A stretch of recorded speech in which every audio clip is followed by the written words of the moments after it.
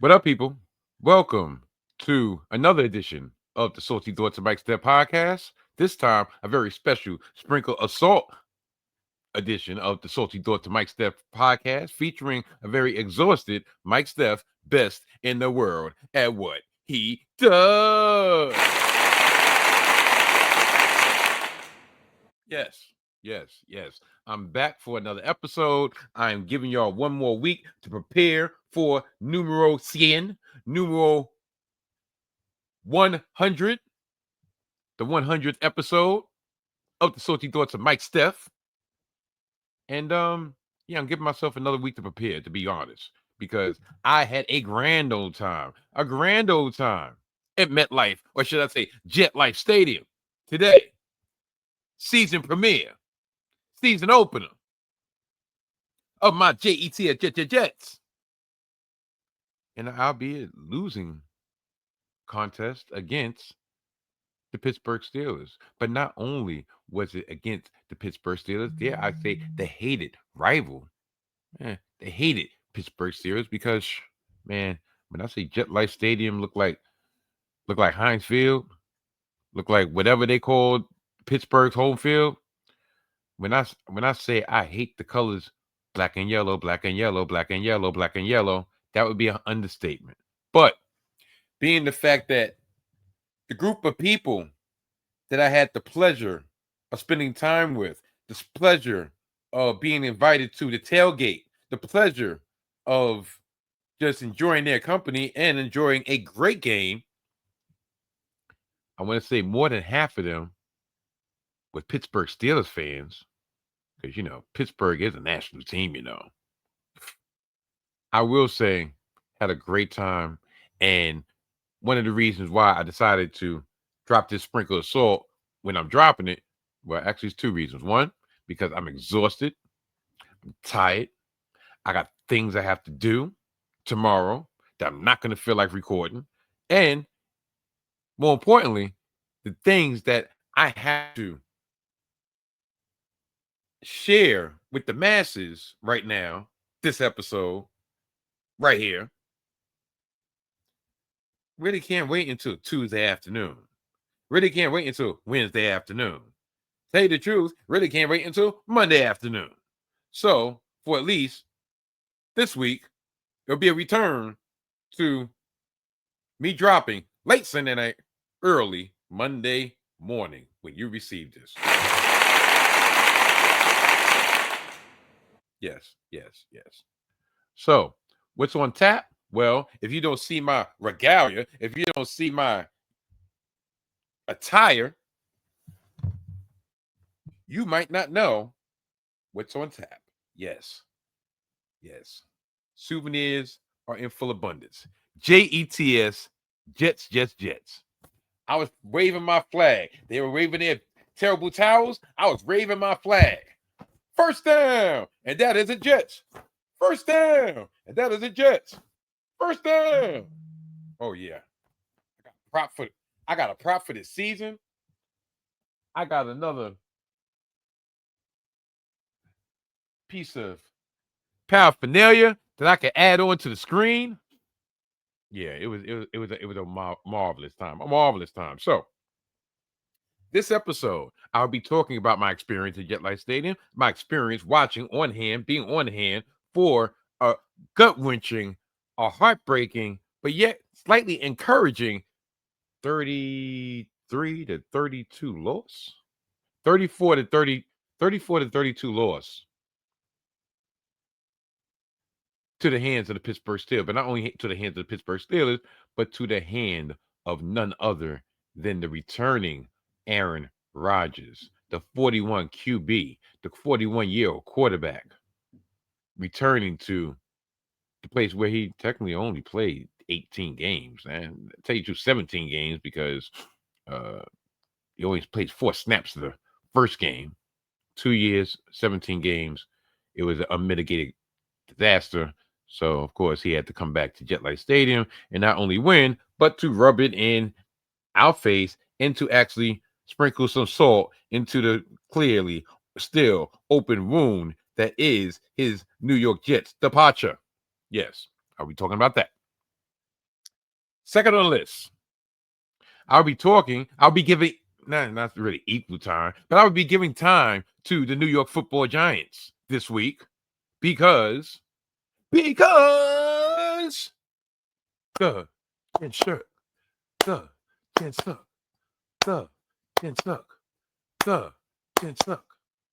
New York Giants fall flat in their season opener against the Washington Commanders on the road, and being the fact that they helped in part mess up my round robin, my season opening round robin this week, I'd have said, you know what? I'm going to give them some much needed airtime, some much needed screen time. Instead of having an elongated and debuting segment for the season, Mike Steph must have bumped his mother effing head. I said, you know what? I would truncate that and I would just give the Giants all the attention that they're going to want from yours truly, because that was a disgusting effort, if I do say so myself. And tell you the truth, the way it looks right now, they might as well just put Jackson Dart behind center and just commence with that. And just maybe, Coach Brian Daboll will be able to live another season. But yeah, I'll talk about that.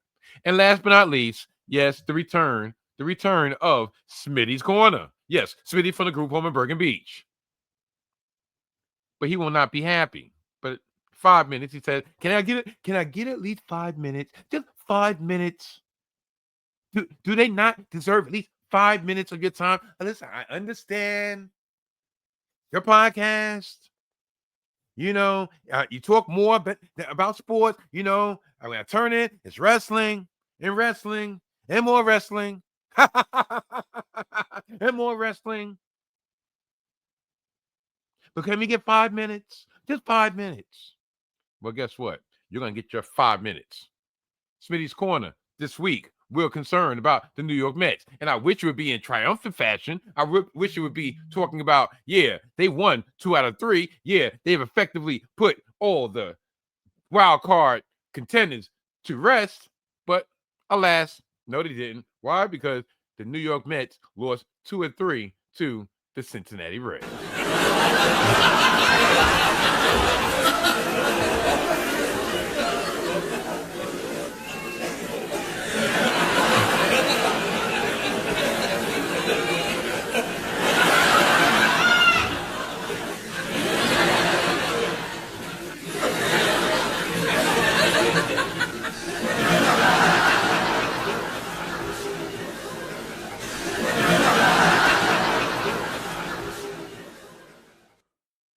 Wow, that was actually longer than I thought. So I guess this new tool that SoundCloud has added, not SoundCloud, StreamYard has added in my absence, even they realized how ridiculous it was for us to go into Cincinnati with a chance to put them out their misery and concentrate at least on one team. Now we got 3 teams, 4 games behind us with X amount of games to play for that wild card, for that third and last wild card position, when we had a chance to actually gain space and actually try to attempt to tie and surpass the San Diego Padres for number 2. But no, guess what? We're not even good enough to be 2, so we must be 3. Yes, I said 3. And with all that, you know, they even had to laugh for like a minute. That's some bullshit. Anyway, it's enough to make a grown man. Yeah. The reason I didn't do it myself is because by tomorrow, this is the third reason why I'm actually recording today. By tomorrow, I probably will not have a voice. Yeah, because I can feel myself going hoarse right now. So, with all that being said, I'm going to get this Sprinkle of Salt episode up and running. So, without further ado, good night, mwah, and goodbye. Bang.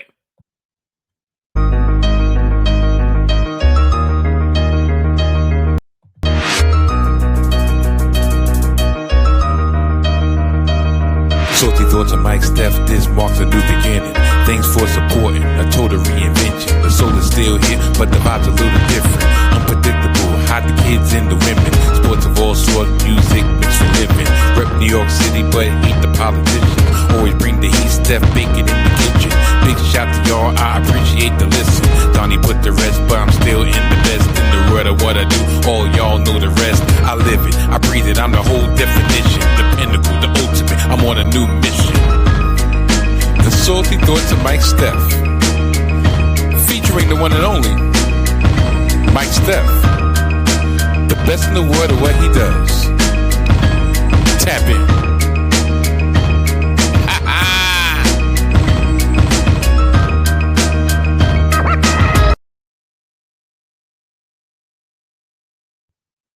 My New York Jets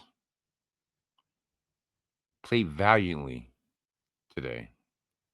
So much that I couldn't even be upset if I wanted to, even though they did lose the season opener to our dreaded nemesis right now, currently, Aaron Rodgers. We lost the season opener 34-32 due to a last minute 60-yard field goal by Chris Boswell. His career long. And you know, I'm not gonna take Stitch Town away. It's all about this, but you know what? I'll put it right here so you can see it in all its glory.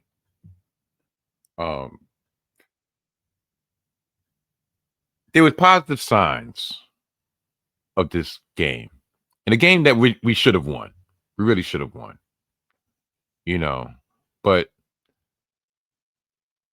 I think I want to talk about the elephant in the room first. And that would be Aaron Rodgers. Yes. Aaron Rodgers walked off the field following the game. You know, of course, he gave his fake congratulatory, keep your head up, kid. Great game, kid, to Justin Fields. And he put his hand to his ear like Hulk Hogan and listened to a blend of boos and cheers. The boos coming from the Jets fans, of course, and the cheers coming from his new fan base, his latest fan base, a fan base that invaded Jet Life Stadium deep. And those would be the Pittsburgh Steelers, waving their yellow effing towels. Now, courtesy of the New York Post, this is what they wrote. When he approached the end zone, Aaron Rodgers with Cam Hayward and head coach Mike Tomlin at his side pumped his fist to acknowledge the Pittsburgh fans. Such as this. You know, that bullshit ass fist pump, like, yeah, got him. Now, everybody, including a lot of people in the media, well, everybody with the media, was looking forward to this game and categorized this game as a revenge game for Aaron Rodgers. Since we parted ways with the 41-year-old quarterback. And once he made that decision, well, the foregone conclusion to sign with the quarterbackless Pittsburgh Steelers, which was long rumored before he actually did it. I mean, listen, do y'all really think that they scheduled the opening game of the NFL season, the opening game, to be the New York Jets at home with a new regime, the same regime that supposedly disrespected Aaron Rodgers, to host the Pittsburgh Steelers with Mason Rudolph behind center? Everybody knew this was going to happen. This is over some WWE shit. But I digress. Now, with Aaron Glenn took over the reins as New York Jets head coach, Rodgers flew, the story goes, Rodgers flew across the country to Florham Park.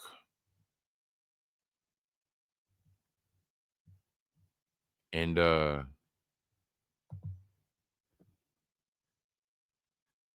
for a meeting that he was told that he would not be welcomed back as the quarterback this year, and that the Jets wanted to move in a different direction. Now, when I say Aaron Rodgers heard and expected, he said, all the boos from the Jets fans when he took the field on Sunday, listen, hopefully I got the clip, the proper clip, the real clip. Do I? Let's see. Nope, that's not it.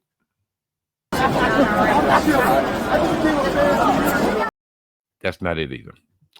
Well, let's put it this way. From the first time he touched the field, the first time his face was on a screen while we was online still trying to get into Jet Life Stadium, which, sidebar, is one of the worst stadiums to enter and one of the worst stadiums to exit. You're going through the security line, right? Why they only have at this particular gate, they had 4 metal detectors, right? And then they only had 4 bowls that you could put your metal electronical stuff in it. So you got damn near about 70,000 people going through these gates, and you only got 4. Fair foul, you have a better system going on in some of the high schools in New York when it comes to moving things along when it comes to these metal detectors than MetLife. So, and there's no organization really. It's not like, all right, you got barricades where everybody just knows, all right, this is the one we go to. It's like, no, everybody just like pal. Everybody just in the group, a crowd, and then you gradually make your way toward the metal detectors. And then depending on how gracious you are, how gracious somebody else is, either you go in front or they go in front. And then, they're playing 4-card Molly with the little bowls, not even bucket, bowls to put your stuff in. It's trash. It's trash. Anyway, but as I was saying, he threw 4 touchdown passes on Sunday. And according to the Post, made a strong statement demonstrating that he can still quarterback a team at 41 years old. So Rodgers wanted to hear what the Jets fans had to say. You heard a lot of boo! Hope you break your other effing leg. Boo! Knock him the F out. Boo! That's what you heard, amongst other things. He completed 22 of 30 for 244 yards passing and 4 touchdowns, no interceptions. And with the Steelers trailing late in the 4th quarter, this is the Post words, not mine. He orchestrated a vintage 6-play, 39-yard drive to get them close enough for Chris Boswell to connect on a 60-yard field goal.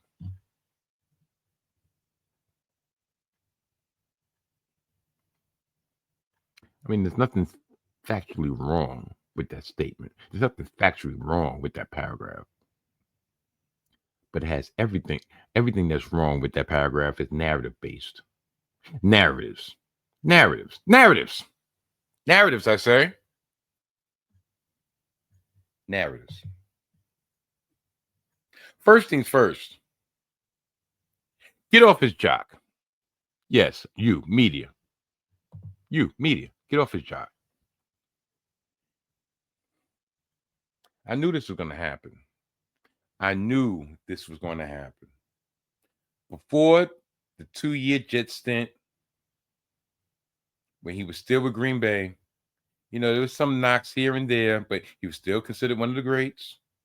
He was still considered one of the people that you would rather have on a team than a neophyte rookie or struggling second-year quarterback, such as we had with Zach Wilson. Right? Right. During his Jet stint, all you heard was he's finished. He's washed up. He's an embarrassment to his legacy. He needs to hang it up. He's a cancer to the team. He's single-handedly wrecked the franchise. Now that he's back in good graces with one of the favorite franchises of the league, the Pittsburgh Steelers, with par excellence, headed by, listen, I don't got no shade against Mike Tomlin, but headed by Mike Tomlin, an organization that's only had 3 head coaches in the last 45 years, 50 years. Now he's back. Now he's leading vintage drives. It's really ironic for me, for yours truly, that the last 2 games that I saw in person, the last 2 games I attended, ended like this, exactly like this, but just on opposite ends of the spectrum. Last year, I attended the ill-fated Jets-Broncos game. Dreary, damp, disgusting. We lost. He got us into field goal range, supposedly, because we had Zendejas, Megatron or Legatron. Got us into like 50-some-odd yard field goal, and Legatron missed. And that started our downward spiral right there. Right? We lost to a team that at halftime had negative, I believe, 5 or 6 passing yards with Bo Nix. This was like Bo Nix's second or third game. This is not the Bo Nix that ended the season, but still, I mean, listen, we should have won that game. And this was part of the narrative of what happened last season. He would supposedly get us in position, but the Jets couldn't get it over the hump. He did his job. We just couldn't finish the deal because we were the Jets. Now, this game ends like Aaron Rodgers, as I said, gets the Pittsburgh Steelers with a vintage 6-play, 39-yard drive to get into field goal range, i.e. a 60-yard field goal by Chris Boswell, who's a veteran, and that was his longest made field goal ever. And they win the game. They win a game that, in reality, they win a game that they had no business winning. I'm going to put on the screen stats for this game. Total yards. We outgained Pittsburgh in total yards 394 to 271. We outgained Pittsburgh in first downs made, 23 first downs to 19. We outgained Pittsburgh on the ground a resounding 182 yards to a paltry 53. We outgained, we would have outgained net passing yards 212 to 218, but due to a sack on the last drive of the game, they got net yards passing over us. Third down efficiency. We were at 50%, 7 for 14. They were at 40%, 4 for 10. Time of possession. We had the ball 9 minutes longer than the Pittsburgh Steelers. You know what was the turning point of this game? I'll tell you. You see that on the screen? You see that one yellow number that says 1 in the Jets column, and you see that pristine white number that says 0 in the column of the Steelers? That was the difference. That was the difference.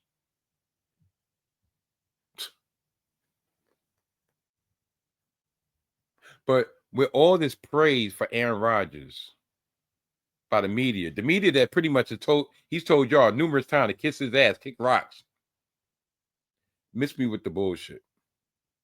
Miss me with the bullshit.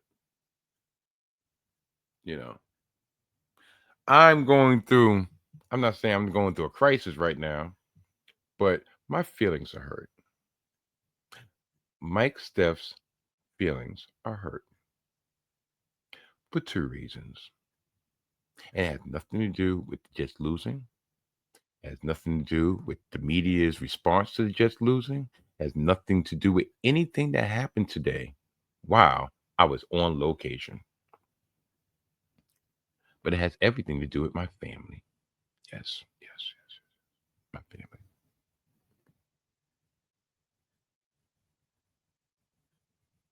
Do you know that immediately after this game,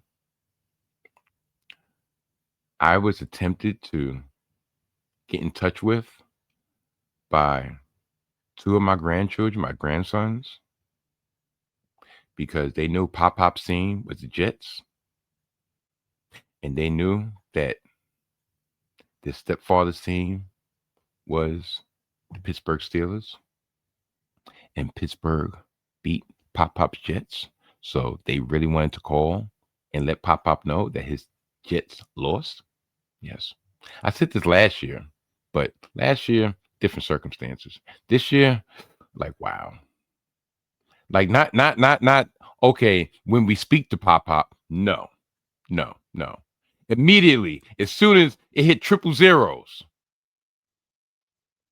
bling, not just a phone ring, not just a phone call, FaceTime.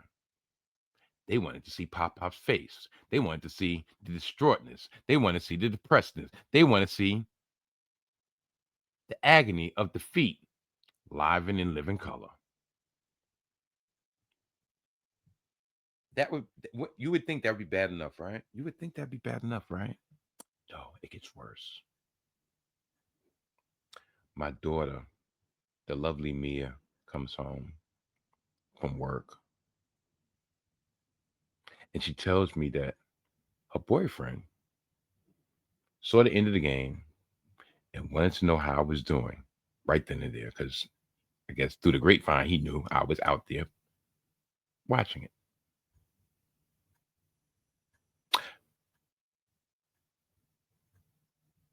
Not because he really was concerned with my well-being, not because he was concerned about my emotional state. No. Because this mother effer thought that the way the Jets lost was funny. Hilarious even.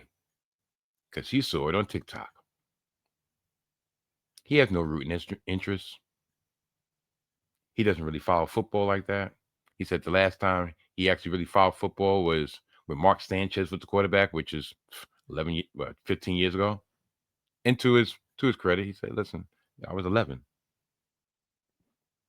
No rooting interest, just jokes. See how my circle is? See how my inner circle is? Friends, relatives, grands. Now, even people dating my daughter. Can't wait to put the proverbial knife in and twist. You know, but I will say this, and I told my daughter, and a lot of people, a lot of fathers might disagree with the sentiment, but being the fact that in my past and even in current sense, but mostly in my past, I could tend to be an asshole. Even though I don't consider that to be an asshole move, I respect the gumption. I respect the cojones. I respect the fact that he thinks he has it like that. To like, you know what? Let me see your pops. See how he's doing. Yeah, I know they lost. I just want to see how he's doing. Maybe he's trying to score some points, some cherries on top. I don't know. Maybe my daughter should close her mother effing mouth. No, I'm just kidding. Still a possibility, but no. Listen, I get it. I get it. You know, through the grapevine. Heard it through the grapevine. I heard it through the grapevine. You know, and listen, just the fact that he feels comfortable enough to quote unquote joke with his girl's pops in that manner, you know what? I get it. Am I going to get him back? Yeah, damn sure I am. I don't even care if he's watching this clip. I don't care if he's watching this podcast. Just you know, and you know who I'm talking about. Be on the lookout because payback is a bitch. And they don't call me the petty king for anything. Yes, I might have calmed down over the years, but the pettiness still resides in me like the hate of a Sith. I continue.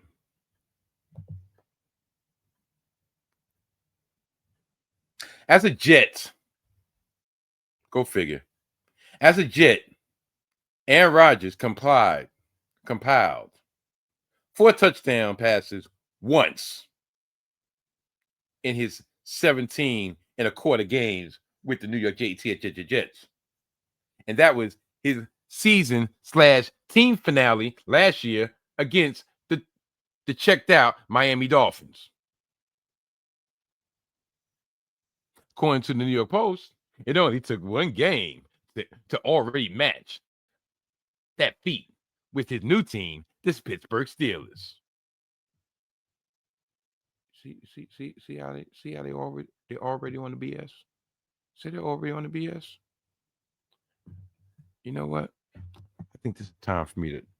This is what I'm going to do to New York.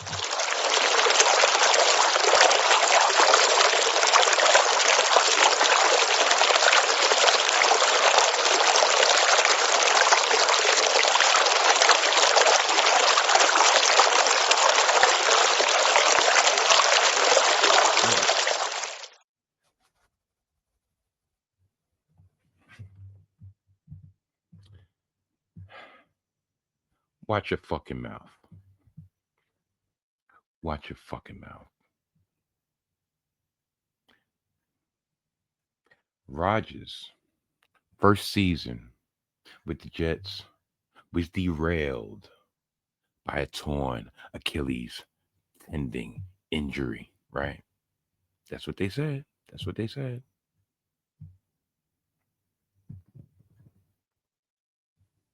And his second campaign, the second year, was defined by constant struggles and underwhelming performances that resembled a shadow of the signal caller who won 4, not 1, not 2, not 3, but 4 MVP awards with the Green Bay Packers.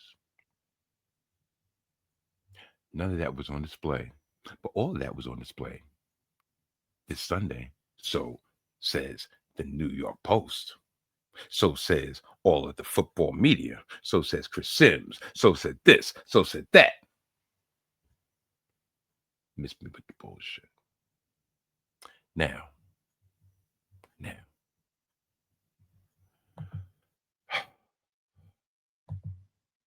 the more important business at hand.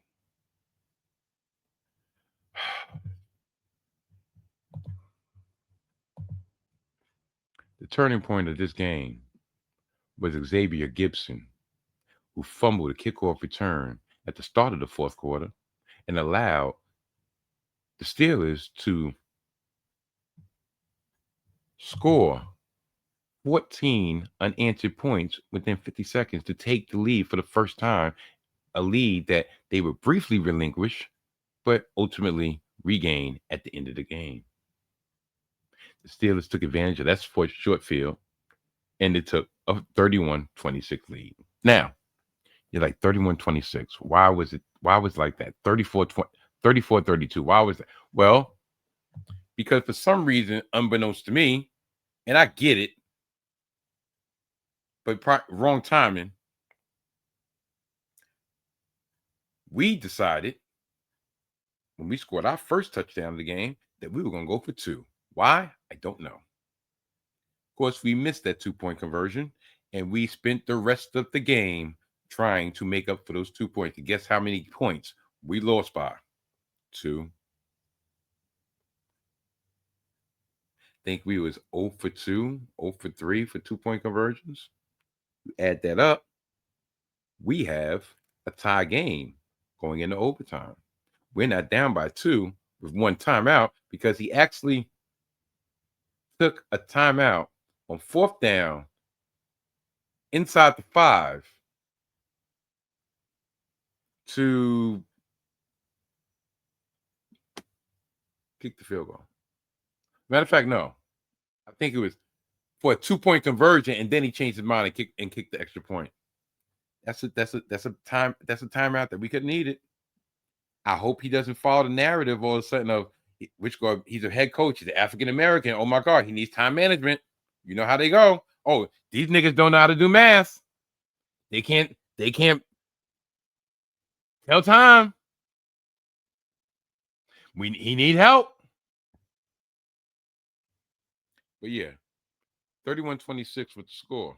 So after this mother effer's fumble, and when I say Xavier Gibson needs to get the fuck up out of here, what does he add to this team? Tell me. He's still living off the fact that he won the game in which Aaron Rodgers tore his Achilles tendon on September 11th, 2 years ago, with a punt return against the Bills in overtime. That's it. He has done nada, zilch, not a damn thing since then. He's not a good receiver. He's not really in the receiving depth chart. He fumbles and muff punts, and he can't. And he cost us the game. Partly cost us the game. Justin Fields was amazing. 218 yards passing, 3 total touchdowns, and it was a strong effort from the offense altogether. Like, we had 182 yards on the ground, 107 of them coming from Breece Hall. We scored 32 points with the defense that we should have. I know it's a different scheme, but with the defense that we should have, the defensive parts that we should have, you put our offense put 32 points on the board. We're supposed to win that game going away. But ill-timed penalties, which I'll get to in very, very short order, coaching mishaps and turnovers ultimately cost us this game. Do you know that the New York Jets didn't punt in the first half of an opener for the first time since at least 1991? It's over 30 years. 35 years to be exact. Unfortunately, with all this firepower that the Jets did, the last 2 drives, we came up empty. We only got 12 yards in the last 2 drives. First, we went 3 and out with a chance to run more time off the clock. And then when we had the chance to come back and get in the field goal range, listen, me and everybody else in that stadium knew we wasn't coming back. I'm sorry, we wasn't. Not with under a minute ago, 1 timeout. That was going to happen. But you know who else cost us this game? And I wish I had his picture, but he's not worth this picture. Brandon Stevens. Yeah, the free agent acquisition in the offseason, cornerback that we got from Baltimore. Everything that he was advertised as, he put on full display. He had a miserable day. He was getting burnt, dropping interceptions, getting called for pass interference, not locating the ball. Everything that was a problem in his last stop in Baltimore reared its ugly head today. Sauce Gardner had Metcalf on lock. At this point in time, this is gonna be telling. Either he's gonna have to improve, or you're gonna have to suck up and eat that money and put one of the rookies in there that we drafted. Because you can't have Sauce traveling with the best receiver and you lose via the tight end and the secondary receiver. Can't have that happen. Can't have that happen. Lastly, questionable flags. Thrown and not thrown. Numerous times, at least 2 or 3 occasions, Justin Fields got either hit late or got hit contact to the head, was not called. But yet they call unnecessary roughness or unsportsmanlike conduct when our rookie lineman Wildu came in and put somebody on their ass like, yo, you're not gonna be disrespecting our quarterback. Mildu, I forgot his name, but yeah, number 70, number 76. Yeah. He I'm quite sure he earned some points in the locker room for that. And just like I said, Justin Fields was phenomenal. You know, I saw, especially from my vantage point, he does hold the ball way too long. It's that old adage of he doesn't throw the receiver open. He doesn't anticipate the opening for the receiver. He waits until the receiver is open, and then he tries to zip it in there. He's late. And the fact that he has so much pocket awareness and he gets out of such dire needs, it's like, damn, if he was just on time with the ball, he would listen.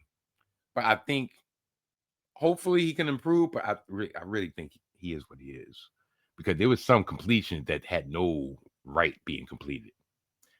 A lot of times they should have been intercepted. It was like just a split second. But regardless, you know, it was a good game. Good game. And now I'm going to talk about the not so good games for the New York Giants and the New York Metropolitans. The New York Giants, the G-Men, lose to the Washington Commanders in their season opener down in D.C. Jaden Daniels didn't even have to play his A game, and he still carved them up. 233 yards passing, 1 touchdown, 68 yards rushing. While on the other hand, Russell Wilson looked washed. Like he's looked washed since like the last couple games of his Seattle career. He's looked done, and looks like they got a $20 million bust. He was 17 of 37 for 168 yards. How about this for a stat? Do you know that the Giants was in the red zone of the Commanders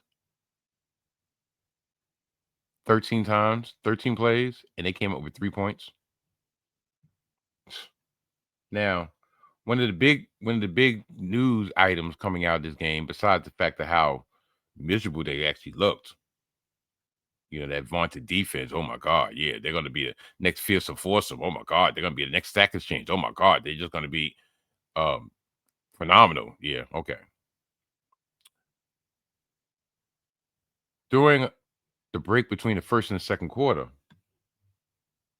Malik Neighbors was upset at something that Brian Daboll was addressing. And then his Neighbors' teammates came over to help. And Burkhardt said, Kevin Burkhardt, who was calling the game on Fox, said the following. Hey, guys. Well, this is what he was lip reading. Hey, guys, let's get together. We got to go. And so they will. Now, they also said upset Neighbors, Malik Neighbors, and Giants coach Brian Daboll had an animated discussion on the sideline in their season opener. Now, what does this say? What does it say about the Giants? Well, it doesn't say much. It seems as if pressure is bursting pipes when it comes to the Giants. I know one game doesn't make a season, and trust me, I'm not gonna go back on my word with Giant slander. But there's a deeper, darker criminal link of why I'm talking about these Giants, not just to give some fodder, not just to get some filler, not just to have a part, give part of this to Smitty from the group on Bergen Beach. No.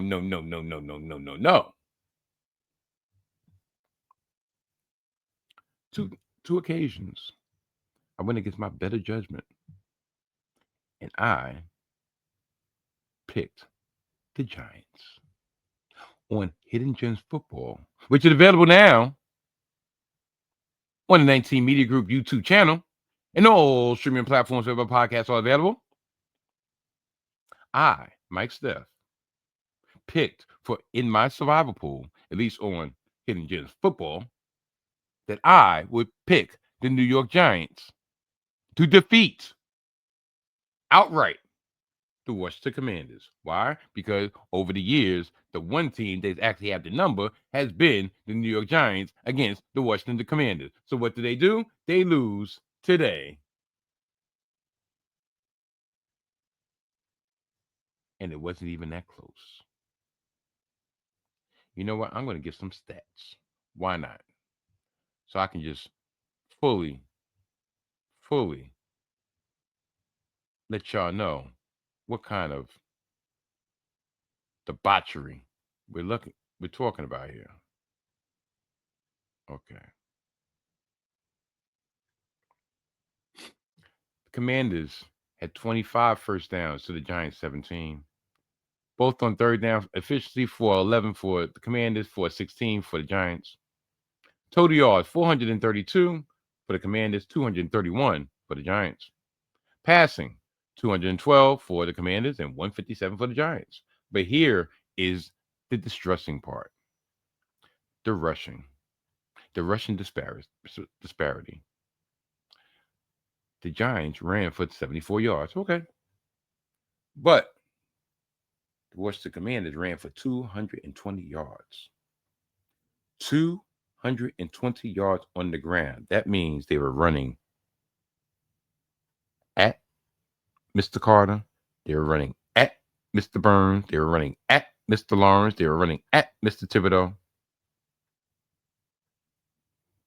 You know, the vaunted Giant defense got the ball ran down their throat. That is the concerning part. They only had the ball 3 less plays than the Commanders, 21-6 with the score. 65 plays by the Commanders, 62 plays by the Giants. Neither team had a turnover. Sacks were pretty much even. And even with 12 committed penalties by the Washington Commanders, this game was never close. Never. I picked them. Number 2, in my first foray into a round robin this year, which was against my better judgment, because I know better not to bet the first couple weeks. I said, you know what? At the very least, the Giants should cover. I don't believe that Washington is going to beat them by 6 points. Guess what? Washington beat them by 15 points. So, yeah, I was right. I didn't believe they were going to beat them by 6, but I didn't think they were going to be beat by 15. What's next for the New York Giants? I don't know. Let's look at Let's look at the schedule.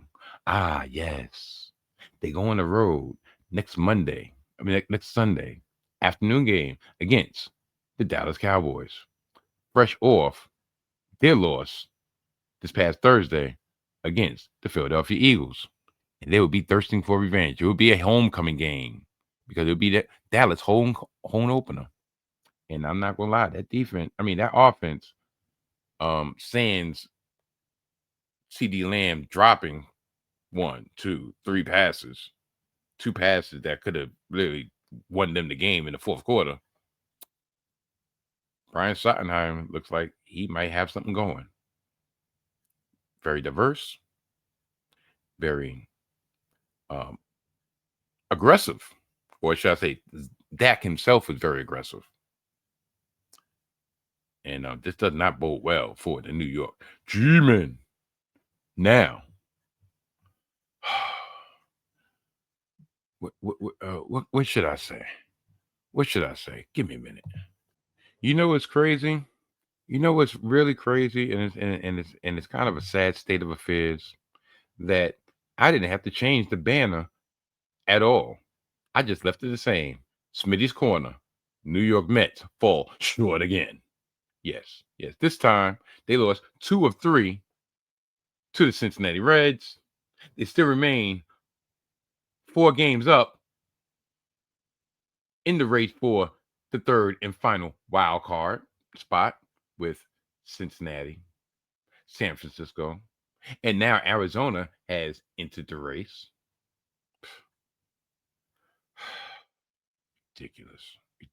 I swear it doesn't make any sense. Smitty says 5 minutes. I'm going to try to string it up to 5 minutes. I'm going to string it out to 5 minutes, hopefully.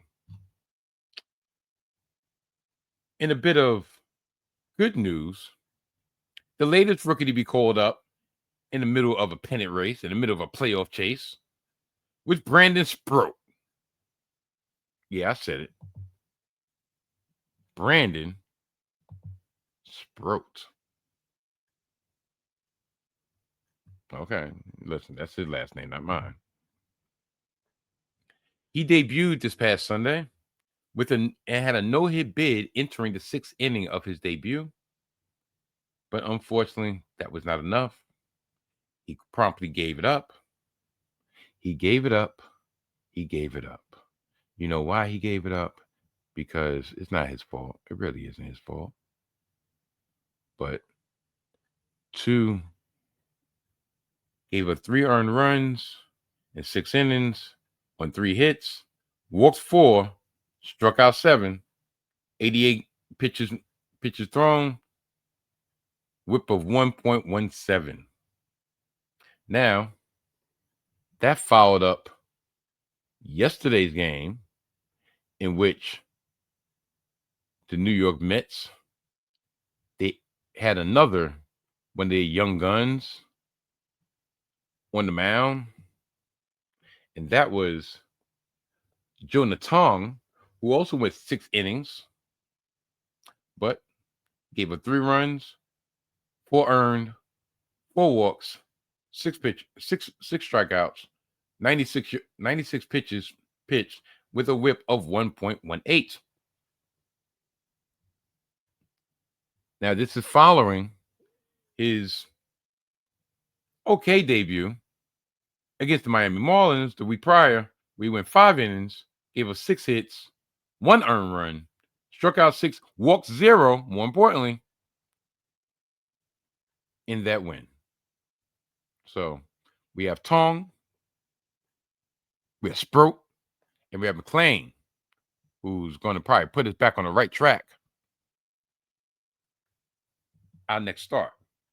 You know what this reminded me of? And I know it's too early. It's way too early. And the position they're being put in, tell you the truth, is not fair to them, but c'est la vie. That's life.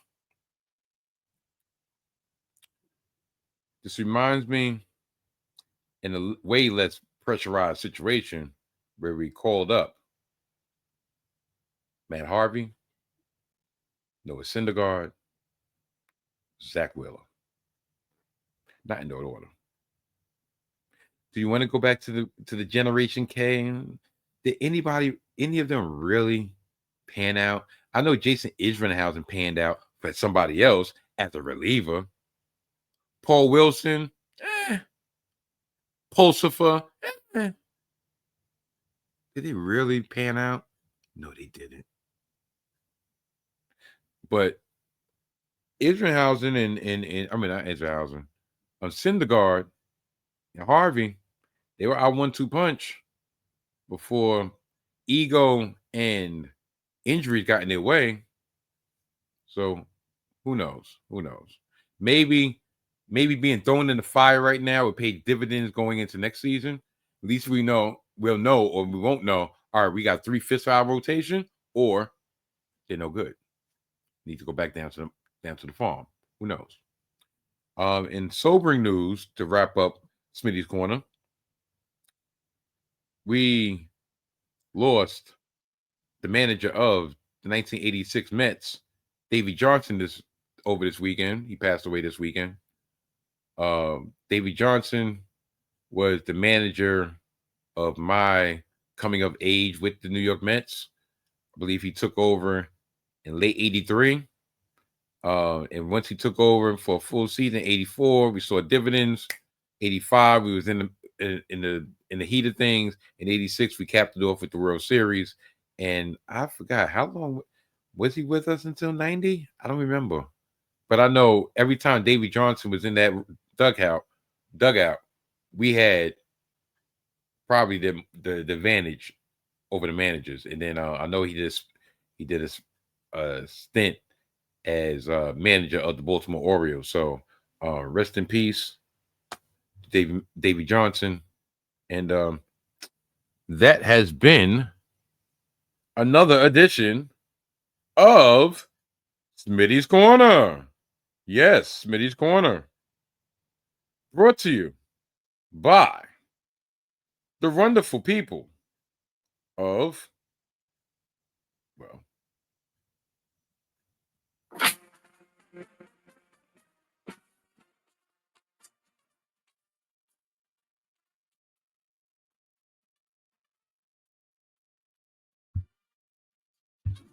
brought to you by the legend himself. And this is not no sponsorship, but that's the original theme of Ralph Kiner and Kiner's Corner. Once again, another tempo, another landmark, another memory of my New York metropolitan fan existence. Because especially when I used to love Banner Day, because I used to always have doubleheader on Banner Day, and you would get two Kiner's Corners. One after game one, then they were pretty much MC Banner Day, and then game two you have another one, him and Tim McCarver. Those are the days. So yeah, Smitty's Corner in the books.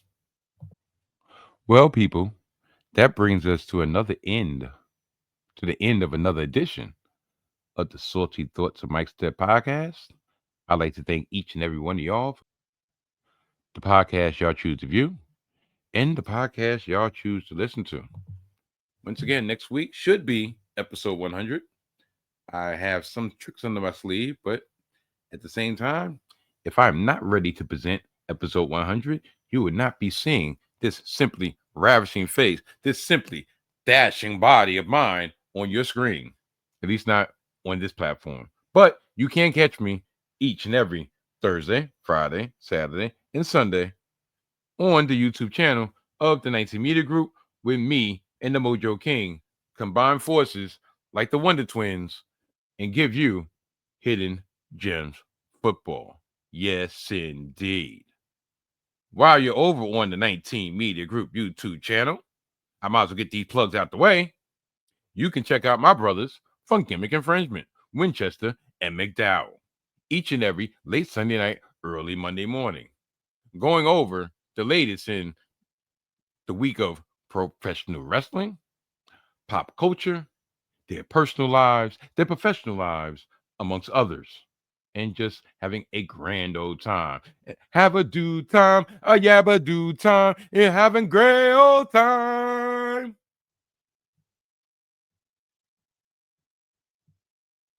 Hidden Gems Football, GI, Gimmick Infringement. And to complete the triumvirate, please give my brother, the young OG himself, Desmond Powell, from Hip to the Games, a chance. Give him Hip to the Games a watch, a listen, a click, if you will. This week, he is giving his predictions not only on the upcoming NBA season, but he is predicting the exact order in which the teams will end the season. East and West. And of course, I'm going to give you a little sneak peek in the fact that you would think I would give you who he picked number one. No. I'm going to give you who he picked at number 10. And that would be the Miami Heat. Yes, in the East. If you want to find out who chose for number one in the East, as for any choice in the West, do yourself a favor, hit up Hip to the Games, brought to you by the young OG himself, Desmond Powell, and powered by the 19 Media Group. The mighty 19 Media Group. Yes. Like I said, that brings us to the end. Hey, babe. What's the matter? Speaking of main event K here.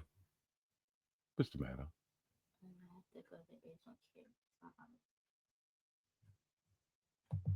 Excuse me about that. I had to mute because we was talking about something that was not fit for airwaves.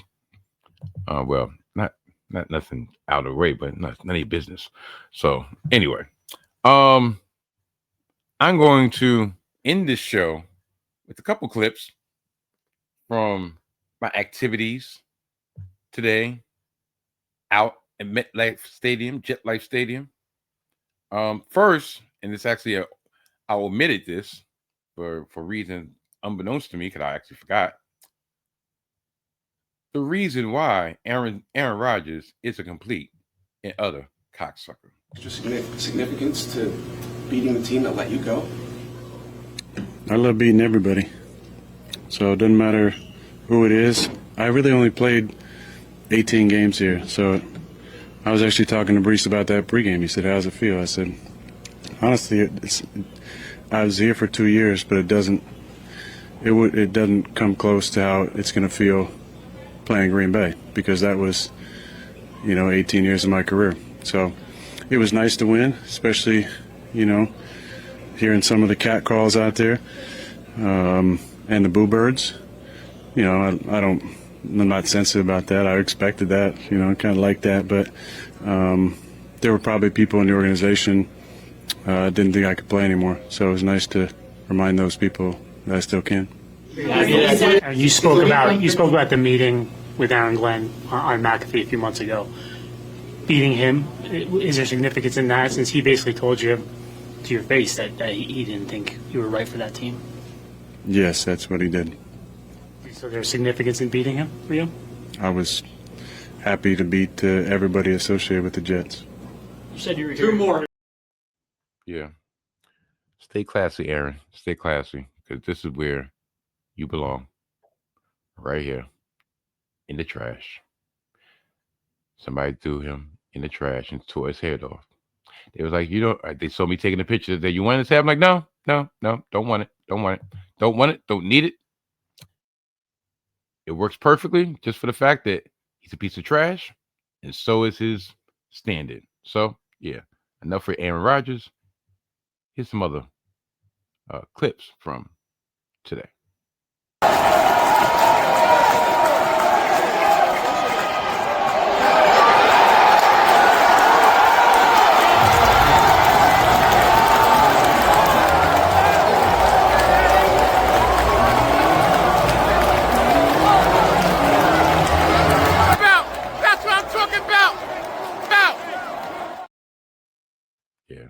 That was when we actually retook the lead 32-31 and was unable to we did get a quick stop, got the ball back, and promptly gave it back up.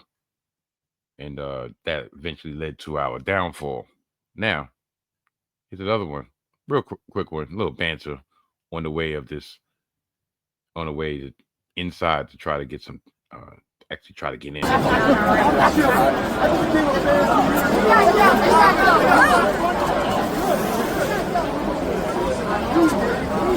still got it straight. It was trying to get on one of my compadres because he had Pittsburgh Pirate gear on. They were like, listen, it's baseball, not football. He's like, listen, Pittsburgh colors still rock the same. Listen, it is what it is.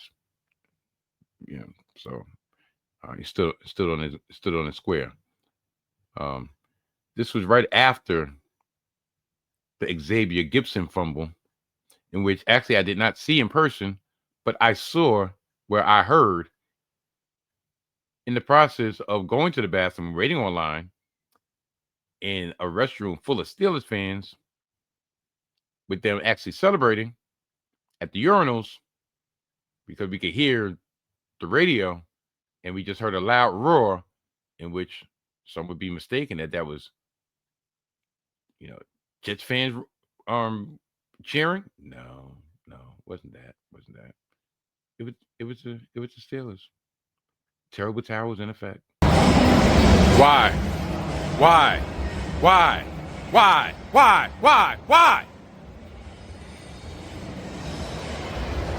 Life of a Jets fan, right? Game ain't over. Right after a freaking fumble. Of course, Aaron Rodgers, bitch ass, scored the touchdown. Got all these Steelers fans in this bitch.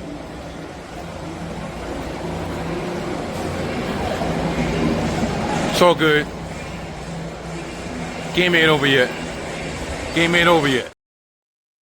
And no, it wasn't over. At least not then. But I should have known there was no coming back from that. Now, almost last but not least, these are two very disgusting things, but in two different ways. One is pretty much self-explanatory, and the other one is actually just good for a chuckle. And I had to give a once, like, is this really real? I got a question. This is so unorthodox, but fuck it. What kind of depraved individual craps in a porta potty? Yes, the same type of depraved individual that actually records crap in a porta potty. At least it does have some type of sanitizer. But this is how the Jets' day has gone in the crapper. Yeah, that's pretty much self-explanatory. And then this is something that came across my feed prior to recording, and I said, you know what? I gotta put this on because this is hilarious. This would be something that would be heard through the grapevine if I actually lived in the 1940s, if I was in a zoot suit, if I was a man of the streets, a man of the people. One after another, down the line. This jingle would be heard about yours truly. Too big, so I can't see you no more. You keep making promises, trying to make me slip, but the first 6 inches is only the tip. If you put the whole thing in, I'd have a heart attack. You're the only one who's taller, lying on their back. Yeah. Y'all read it. Matter of fact, y'all gotta hear the chorus. F this. Hold on 1 minute. Not fitting in my mouth or in my back door. Your dick's too big, so I can't see you no more. That's crazy, right? Picture that in this day and time. Somebody telling you, yo, I can't see you no more. Wow, what did I do? What you didn't do. Man, shoot, I couldn't walk straight for a week. Okay, so what's the problem? No, that is the problem. Can't handle that. Why not? Because yours is too big. I can't. Yeah, y'all heard the rest. Listen, I ain't gonna repeat it. So that's a perfect way for me to end this podcast. If it doesn't get banned, if it doesn't get YouTube striked, if it doesn't just get taken down altogether. So, man, listen, I'm wilding right now, but that's part of the je ne sais quoi, the je ne sais quoi, you know. So, I will see y'all next week. He lied. Y'all niggas worship him. I know it's bad. Lied. Okay, well, maybe I am lying, but I'm planning on seeing y'all next week, and please, enjoy your week. Today was Grandparents' Day, and like I said, you know what kind of gift that I got from my grandkids? Pop, your team lost,